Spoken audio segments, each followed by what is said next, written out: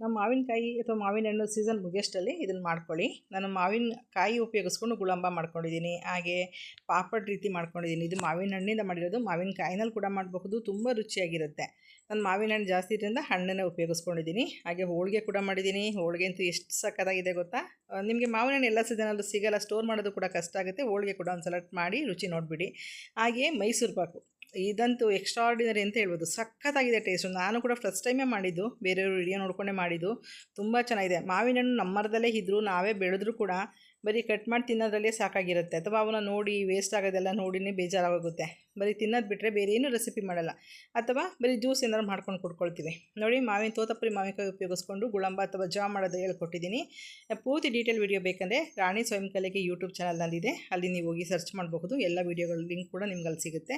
ಮಾವಿನ ಹಣ್ಣು ಜಾಸ್ತಿ ಇದ್ದಿದ್ದರಿಂದ ಬರೀ ಬಾದಾಮಿ ಹಣ್ಣೆ ಇತ್ತು. ಹಾಗಾಗಿ ಇಲ್ಲಿ ಒಂದು 3 ಲೀಟ್ರಷ್ಟು ಬಲ್ಪ್ ಆಗಿದೆ.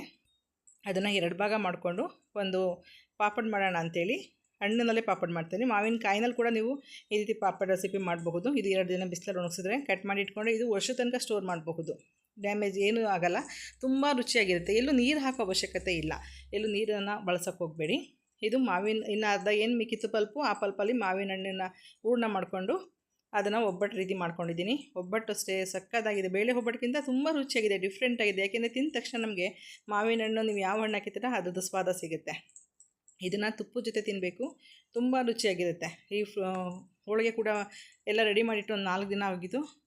ಹೊರಗಡೆ ಫಂಕ್ಷನ್ಸ್ಗಳಿತ್ತು ಅಂತೇಳಿ ಓಡಾಡ್ಕೊಂಡು ಮಾಡೇ ಇರಲಿಲ್ಲ. ಆದರೂ ಕೂಡ ಏನೂ ಸ್ವಲ್ಪ ಕೂಡ ಹಾಳಾಗಿಲ್ಲ, ತುಂಬ ಚೆನ್ನಾಗಿತ್ತು. ಫ್ರಿಜ್ನಲ್ಲಿ ಇಟ್ಟಿದ್ದೆ. ಇದು ಮೈಸೂರು ಪಾಕು. ಎಷ್ಟು ಚೆನ್ನಾಗಿದೆ ಮೈಸೂರು ಪಾಕು ಅಂದರೆ, ನೋಡೋದಕ್ಕೆ ಮೈಸೂರು ಪಾಕು ಥರ ಇದೆ, ತಿನ್ನಬೇಕಾದ್ರೆ ಟೇಸ್ಟ್ ಮಾತ್ರ ಮಾವಿನ ಹಣ್ಣೆ ತಿಂತಾಯಿದ್ದೀವಿ ನಾವು, ಎಲ್ಲೋ ಟೇಸ್ಟ್ ತುಂಬ ಡಿಫ್ರೆಂಟಾಗಿರುತ್ತೆ. ಒಂದು ಸಲ ಟ್ರೈ ಮಾಡಿ. ಒಂದೇ ಒಂದು ಮಾವಿನ ಹಣ್ಣಲ್ಲಿ ಕೂಡ ಟ್ರೈ ಮಾಡಬಹುದು. ಎಷ್ಟು ಚೆನ್ನಾಗಿದೆ ಗೊತ್ತಾ, ಸಖತ್ತಾಗಿದೆ. ಟ್ರೈ